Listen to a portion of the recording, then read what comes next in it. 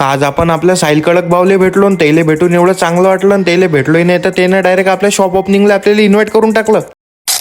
दुपारी आपल्या प्रेमबाईला आपल्या घरी बोलवलं. म्हटलं कसं काय चालू आहे तर नवीन कव्हर घेतली म्हणे, कशी दिसताय म्हणे. मी म्हटलं तुमचा काही विषय आहे का. आपल्या प्रेमबाईला आपल्या घरी बोलवलं. चल म्हटलं आज वाडीला जायचं आहे म्हटलं, आपल्याला काम आहे म्हटलं. आता आपण साहिल कडक भावले एक मेसेज टाकला होता तर त्यांचा रिप्लाय आला आपल्याला. आता एवढ्या मोठ्या क्रिएटरनं आपल्याला बोलवलं तर जास्त लागन. पटकन पेट्रोल पंपावर आलो आणि टँक फुल करून टाकली. आता खूप जण आपले ब्लॉग पाहतात पण फॉलो नाही करत राव. तुम्ही एक तेवढं फॉलो करून टाकता म्हणजे तुमच्या व्हाल थोडीशी खुशी होऊन जाईल. आता जाता जाता बुट्टीपुरीच्या पुलावर एवढं भयानक ट्रॅफिक दिसलं. म्हटलं कोणता कांड झाला आता बुट्टीपुरी. जाऊ द्या म्हटलं, हे बुट्टीपुरी यहाँ पे आए दिन कुछ ना कुछ होते रहते. आपण डायरेक्ट नागपुरात येऊन जातो. आता आपल्या नागपुरात हळूहळू एवढ्या मोठ्या बिल्डिंगा बनून राहिल्या तर आपलं नागपूर काही ओळखूच नाही राहिलं. बरं तेवढं सांगा बरं, आपला ब्लॉग तुम्ही आता कुठून कुठून पाहून राहिले तर नागपूरून कोणी पाहत असेल तर सांगा कमेंट बॉक्स मध्ये. आता आपल्याला तर आपल्या साहिल भाऊच्या दुकानची लोकेशन माहित नव्हती तर आपण डायरेक्ट आधार घेतला गुगल मॅपचा. फायनली येऊन जातो आपण आपल्या भाऊच्या शॉपवर. भाऊच्या शॉपचं नाव होतं कडक कपडेवाला. भाऊच्या शॉप मध्ये आलो भाऊले म्हटलं खूप खूप अभिनंदन नवीन दुकान टाकल्याबद्दल. भाऊ म्हणे धन्यवाद म्हणे. मी म्हटलं आमच्यासारख्या गरीबावर थोडं लक्ष ठेवा म्हटलं. आता दुकान वगैरे तर एकदम खतरनाक होतं. दुकान पाहतच होतो तेवढ्याच साईडला त्यांना आपल्याला इन्व्हिटेशन कार्ड देऊन दिलं. आपले सर म्हणे उद्या आपल्या शॉपची ओपनिंग आहे म्हणे, येजो म्हणे. मी म्हटलं तुम्ही न बोलवलं आम्ही आलो नाही म्हटलं, असं होऊच नाही शकत. आपले प्रेमबाई याच्यासोबत रील बनवायला लागले आणि साहिल भाऊ पाहा ना का म्हणते.